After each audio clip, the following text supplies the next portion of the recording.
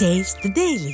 Govindarajan sir இப்போ sir சொல்கிறாங்க, ஓப்பனாகவே சொல்லிட்டார், அவங்க எல்லாருமே இந்த நடிகர் திகாவுடைய அனுதாபி, இந்த நடிகை வந்து பார்த்தீங்கன்னா திமுகவுடைய அனுதாபி, இவருடைய மகளை நாங்கள் திமுகவில் சேர்த்துருக்கோம், எல்லாருமே திமுக காரங்க தான் கண்ணு அப்படின்ற சொல்லிட்டார். சார் சொல்கிறது தான் உண்மையா? அதனால தான் எல்லாம் அமைதியாக இருக்காங்களா? அதாவது அனுதாபிகள் ஒரு பக்கம் இருக்கட்டும், இதில் வந்து பார்த்தீங்கன்னா தீரா நம்ம ஆராய்ந்து பார்த்தீங்கன்னா இந்த ஆட்சியில் பொறுத்த வரைக்கும் பொதுவாகவே இந்த ஆட்சியை எதிர்த்து யார் கேள்வி கேட்டாலும் உடனடியாக அவங்க பேரில் ஒரு கேஸை போட்டு ரிமாண்ட் பண்ணுறது தான் நடந்துட்டு இருக்குது. இது பேச்சு சுதந்திரம், கருத்து சுதந்திரம், அதுக்கெல்லாம் வந்து எந்த விதமான இதுவுமே இந்த ஆட்சியில் இல்லவே இல்லை. உதாரணத்துக்கு பல்வேறு இன்சிடெண்ட்டை நம்ம சொல்லலாம். அது ஒரு நபர், நான் பேர் சொல்ல வரும்ல, ஒரு நபர் இந்த ஆட்சியை எதிர்த்து கேள்வி கேட்டார், அவர் பேர்ல 2 குண்டாஸ் போட்டு அதுக்கப்புறம் உயர் நீதிமன்றம் தலையிட்டு அவர் வந்து வெளியே வந்து இது சவுக்கு சங்கர் பேசுனது நியாயமா? நீங்க பேர சொல்லலன்னு சவுக்கு சங்கர் தானே சொல்றீங்க. கொஞ்சம் இருங்க, ஒரு நிமிஷம் இருங்க. இதே சவுக்கு சங்கர் அதிமுக ஆட்சியில் எடப்பாடி பழனிசாமி முதலமைச்சராக சொல்ல சவுக்கு சங்கர் பேசலையா? அன்னைக்கு நாங்க இதே பண்ணிட்டு இருந்தோம். ஏன் பண்ணணும்? ஏன் பண்ணல? ஜனநாயகம் அவர் பேசட்டும். சவுக்கு சங்கர் வந்து இன்னைக்கு பேசல, அன்னைக்கு எங்க நேரம் கொடுக்கிறார். அது மட்டும் இல்ல, பல்வேறு இந்த ஆட்சியை எதிர்த்து குரல் கொடுத்தோ இல்ல ஒரு ட்வீட் போட்டோ இல்ல ஒரு இது பண்ண உடனடியா அவங்க மேல வந்து ஒரு வழக்கு பதிவு பண்ணி அவங்கள ரிமாண்ட் பண்ணி உள்ள அண்ணா பல்கலைக்கழக விவகாரத்தில் கூட செய்தியாளர்களுடைய செல்போன்கள்லாம் வாங்கப்பட்டதாக. இந்த பேச்சு சுதந்திரம், கருத்து சுதந்திரத்துக்கு இந்த ஆட்சியில இடமே இல்லை. இது வந்து ஜனநாயகத்துக்கு விரோதமாக தான் செயல்படுகிறது. இது பல்வேறு தருணங்கள்ல உயர் நீதிமன்றமும் உச்ச நீதிமன்றமும் இவங்களுக்கு இந்த ஆட்சிக்கு எதிர்த்து குட்டு வச்சுட்டு தான் இருக்கிறாங்க. ஒண்ணு. ரெண்டாவது, நண்பர் திரு காமாட்சி நாயுடு அவர்கள் வந்து சொல்லிட்டு இருந்தார், இந்த விவசாயிகள் இது பேரில் குண்டாஸ் இது பண்ணி நாங்கள் நீக்கிட்டோம். அந்த குண்டாஸ் நீக்கினது எப்படி நீக்கினாங்க? உயர்நீதிமன்றம் தலையிட்டு அதுக்கப்புறம் அவங்க பேரில் குண்டாஸ் போடக்கூடாதுன்னு சொல்லி அதுக்கப்புறமா தான் அந்த குண்டாஸ் வழக்கை அவங்க வந்து விவசாயிகள்லேருந்து வாபஸ் வாங்கினாங்க. ஸோ எல்லா இதுக்கும் ஒரு உயர்நீதிமன்றமும் உச்ச நீதிமன்றமும் தலையிட்ட பிறகு தான் இங்கே வந்து நமக்கு வந்து விடிவு காலம் வருது. ஒருவே இந்த சமூக அனுதாபிகள் என்ற போர்வையிலே இருக்கக்கூடிய சென்ற ஆட்சியில் சமூக போராளிகள், சமூக ஆர்வலர் என்று சொல்லக்கூடிய இந்த நபர்கள் எல்லாம் ஏன் வாயடைச்சு இருக்காங்கன்னா அவங்களுக்கு வந்து இப்போ வந்து பல்வேறு தருணங்கள்ல இருக்கலாம், எல்லாம் அவங்களுடைய செல்ஃபிஷ் மோட்டிவ் தான். அதுக்கு வந்து முக்கிய காரணம் அவங்களுடைய செல்ஃபிஷ் மோட்டிவ் தான். ஒரு பக்கம் வந்து பேசுபவர்கள் மிரட்டப்படுகிறார்கள், இன்னொரு பக்கம் வந்து பார்த்தீங்கன்னா சுயநலத்தோட அமைதியாக இருக்காங்கன்னு சொல்றீங்க. எல்லாம் சுயநலம், கவனிக்கப்படுகிறார்கள். அமைச்சர் கவனிக்கப்படுகிறார்களே எனக்கு உடன்பாடு கிடையாது. ஏன்னா எல்லாருமே வந்து நிறைய சம்பாதிக்கக்கூடிய எல்லாம் திரைப்பட நடிகர்கள் எல்லாம் சம்பாதிக்கக்கூடிய அந்த கவனிக்கப்படுகிறார்கள் எனக்கு உடன்பாடு கிடையாது. ஆனா இவங்க பேசாத இருக்கிறதுக்கு பல்வேறு காரணங்கள். என்னென்ன காரணங்கள் சார்? அவங்களுடைய செல்ஃபிஷ் மோட்டிவ் சார். இப்ப ஆவுடைய குமார் சொல்லில சொல்றீங்களா சார்? என்ன நீங்க ஒண்ணு போய் எல்லாருமே நடிகர்கள் தான். இன்னைக்கு இந்த சினிமா துறை யார் கையில இருக்கு? ரெட் ஜெயண்ட் மிகப்பெரிய ஒரு இது. அந்த ரெட் ஜெயண்ட் யார் இது பண்றாங்க? ஒரே ஒரு நபர், ஒரே ஒரு குடும்பம், எல்லாம் அவங்க. அடுத்தது பார்த்தீங்கன்னா இன்னொரு மிகப்பெரிய அவங்க சொந்தக்கார இது வந்து இன்னொரு சன் பிக்சர்ஸ், ரெண்டும் தான் இன்னைக்கு வந்து இதுவாக இருந்துட்டு இருக்குது. எல்லா சின்ன சின்ன பட தயாரிப்பாலும் அவங்க 2 பேருக்கு தான் இருக்கு. நீங்க அவங்க எல்லாம் மிரட்டப்படுறாங்க, ஏதோ ஒரு அச்சத்தின் காரணமா அமைதியா இருக்காங்கன்னு சொல்ல வரீங்க, கரெக்டா சார்? ஆனா சார் சொல்றது அவங்க எல்லாம் அனுதாபிங்க அப்படின்னு சொல்றாரு. அனுதாபிகள்ன்றது அது வந்து ஏற்றுக்கொள்ள முடியாது சார். அது அனுதாபியா இருந்துக்கிறதுனா அவங்க வந்து அதாவது அனுதாபின்னு சொல்லக்கூடியதுக்கு வந்து அவங்க வந்து அப்போ வந்து திமுக எல்லாத்துக்குமே அவங்க வந்து இது பண்ணிட்டு இருக்கணும். அப்போ வந்து நீங்கள் வந்து சென்ற ஆட்சியில் இது பண்ணுறப்ப அதிமுக எதிர்த்துட்டு இப்போ இந்த ஆட்சியில் வந்து இவ்வளோ தூரம் வந்து மௌனமாக இருக்கிறது ஒரு விஷயத்தில் அனுதாபி, ஓகே, கரெக்டு. பட் அவங்களுடைய செல்ஃபிஷ் மோட்டிவ் தான் இதுக்கு முழுக்க காரணம். என்னன்னா நமக்கு அதாவது யார் எக்கேடு கெட்டு போனா நமக்கு நல்லா இருந்தா போதும், நமக்கு இந்த சினிமா வந்துச்சா நம்மளுடைய. இது வந்து சினிமா நடிகர்களுக்கு பொருந்தலாம் நீங்க சொல்லக்கூடிய குற்றச்சாட்டு. நான் என்ன கேட்கிறேன், இப்போ உங்களை போன்ற பத்திரிகையாளர்கள், சமூக ஆர்வலர்கள், சமூக வலைதள புரட்சியாளர்கள், அவங்களுக்குலாம் என்ன சிக்கல் சார்? அவங்களுக்கு என்ன சிக்கல்னாக்க அவங்களுக்கு வந்து இந்த பேச்சு பயம்தான், உள்ளூர ஒரு அச்சத்தின் உணர்வு. நம்ம எதனா பேசிட்டோம்னா நமக்கு எதனா ஆபத்து வந்துருமோ அப்படின்ற ஒரு அச்ச உணர்வு தான் அவங்களுக்கு காரணம்.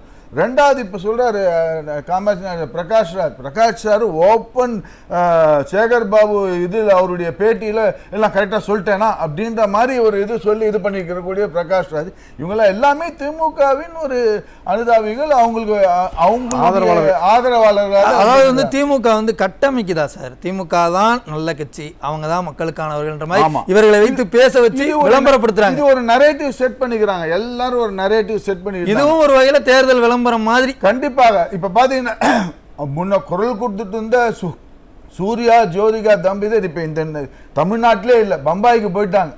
வருவாங்க அதிமுக ஆட்சி வந்ததுக்கு திடீர்னு அப்புறம் அங்கேருந்து இங்க வந்துருவாங்க. வந்து அப்ப சார் சொல்ற மாதிரி பாதுகாப்பு வருவாங்க, அவங்களுக்கே பாதுகாப்பு. அதான் இன்னொன்று நிறைய விஷயங்கள் வந்து சார் சொன்னார், எவ்வளோ குற்றச்சம்பவங்கள் தான், அது புள்ளி விவரங்கள்லாம் இல்லை, நான் எடுத்து வச்சிருக்கேன் புள்ளி விவரங்கள். இந்த திமுக ஆட்சி வந்ததுக்கு அப்புறம் இந்த ஆணவ படுகொலைகள்னு பார்த்தீங்கன்னாக்க ஏறத்தாழ சுமார் 75 ஆணவ படுகொலைகள் நடந்திருக்கிறது இந்த ஆட்சி வந்ததிலிருந்து இதுவரை. அதே போன்று பார்த்தீங்கன்னா ஜாதிய வன்கொடுமைகள் கேசஸ் கிட்டத்தட்ட 600க்கும் மேற்பட்ட ஜாதிய வன்கொடுமைகள் கேசஸ் வந்திருக்குது. அதில் அதிகப்படியாக பார்த்தீங்கன்னா மதுரையில் 115, தேனியில் 98, திருநெல்வேலியில் 90, புதுக்கோட்டையில் 88, விருதுநகரில் 68, தென்காசி, சிவகங்கை, தஞ்சாவூர் இங்கெல்லாம் 50க்கும் மேற்பட்ட ஜாதிய வன்கொடுமை கேசஸ்லாம் இருக்கு. இதுக்கெல்லாம் ஏன் இந்த அவலங்களை எல்லாம் மறைக்கிறதுக்கு தான் இந்த அனுதாபிகளை பயன்படுத்திக்குதா திமுக? கண்டிப்பா. அதாவது அவங்க என்னைக்குமே திமுகவுடைய வேலை என்னன்னா, ஒரு இது அவங்க பேர்ல ஒரு புகார் இருந்துச்சுன்னா நேர திசை திருப்புவாங்க, எதனா ஒரு இதை சொல்லி திசை திருப்புவாங்க. எப்படி இப்ப 2 நாளைக்கு முன்னாடி இந்த திருப்பரங்குன்றம் இஷ்யூ அப்படியே திசை திருப்புறாங்களோ அதே போல பல்வேறு அவங்களுடைய வேலையே இதுதான். மக்கள் இது எதனா ஒரு இதுதான் டக்குன்னு திசை திருப்பது. ஸோ அதுக்கு தான் இவங்கள வச்சுக்கிறாங்க. இது போல அனுதாபிகள் இந்த சமூக போராட்டம் அதுக்கோசம் தான் வச்சிருக்காங்க. கோவன் சென்ற ஆட்சியில வந்து மதுக்கடைகளுக்கு எதிராக, டாஸ்மாக்கு எதிராக வீதியா போய் அவர் வந்து பிரச்சாரங்கள்லாம் போட்டு இது பண்ணார். இங்க எவ்வளோ பேர் கள்ளச்சாராயத்தினால கள்ளக்குறிச்சியில் எவ்வளோ பேர் செத்து மரணித்திருக்கிறார்கள். அவர்களுக்கோசம் இந்த கோவன் எதனாலும் செஞ்சாரா? ஏன் முதல்வரே ஆகட்டும், சென்ற ஆட்சியில் முதல்வர் அவங்க குடும்பம் அவங்க வீட்டு வாசால டாஸ்மாகை ஒழிப்போம் இது பண்ணுவோம் சொல்லி போர்டெல்லாம் வச்சு இது பண்ணியிருந்தாங்களே. அப்பேற்பட்டது இன்றைக்கு 2 நாள் முன்னாடி சேலத்தில் ஒருத்தர் தைரியமா சொல்றாரு, நாங்க வந்து போலீஸ்க்கு எல்லாம் மாமூல் கொடுத்துட்டு தான் நாங்க வந்து இது பண்றோம் அப்படின்னு சொல்லிட்டு இருக்கிறாரு. இதெல்லாம் வந்து எதிர்த்து ஏன் குரல் கொடுக்காத போறாங்க? ஆக்சுவலா பாத்தீங்கன்னா சமூக ஆர்வலர்களுக்கே ஒரு அச்சம் தான். இன்னைக்கு இருக்கக்கூடிய சமூக ஆர்வலர்களுக்கு மரண பயத்தை கொடுத்திருக்கிறது இந்த திமுக அரசாங்கம். உதாரண வகையில அவங்க எதனா கேள்வி கேட்டாலும் லாரி எடுத்து ஓட்டி கொண்டது. ஜகபர் அலி அவர் ஒரு கட்சியின் ஒரு பிரதிநிதியா இருந்திருக்கிறார். அவர் போய் கேள்வி கேட்டார், அவர் இந்த கனிம வளத்தை பத்தி கேள்வி கேட்டு இது பண்ண அவரை கொண்டு சாவு. ஏங்க ஒரு விஏஓங்க தூத்துக்குடி மாவட்டம் நினைக்கிறேன் லூர்து பிரான்சிஸ், அவரை வந்து கேள்வி கேட்டு இது பண்ணாரு, அவருக்கு இது பண்ண அவரையும் கொண்டு இது பண்ணாங்க. இப்ப கொஞ்ச நாளைக்கு முன்னாடி ராணிப்பேட்டையில ஒருத்தர் விட்டல் குமார்னு ஒரு வந்து ஆர்டிஐல தகவல் சேகரித்து அவர் வந்து போய் அந்த அலுவலகத்தை போய் கேட்டு இது பண்ண, அரசு அலுவலகத்தை போய் தகவல்லாம் சேகரிக்க போறாங்க, அவரை கொண்டு இருக்கிறாங்க. இது போல பல்வேறு இது அடிக்கிட்டே போலாங்க. இது அதனால சமூக ஆர்வலர்களும் ஒரு உள்ளார ஒரு அச்ச உணர்வு, எதனா கேள்வி கேட்டானே இந்த அரசியல் நம்மளை கொன்றுவாங்களோன்னு ஒரு பயம். இதே அதிமுக ஆட்சியில் எந்த விதமான பயமும் இல்லை. எல்லாருக்கும் ஒரு பேச்சு சுதந்திரம், கருத்து சுதந்திரம் எல்லாம் எல்லாருக்கும் அரசியல் சாசனப்படி வழங்கப்பட்டிருக்கிறது. இங்க எல்லாருக்குமே பயம்தான், பயத்தின் வெளிப்பாடு தான். சமூக ஆர்வலர்கள்லாம் யாரும் வெளியே வரதே கிடையாது, எவ்வளவு பேர் உள்ள உடைக்கிறாங்க.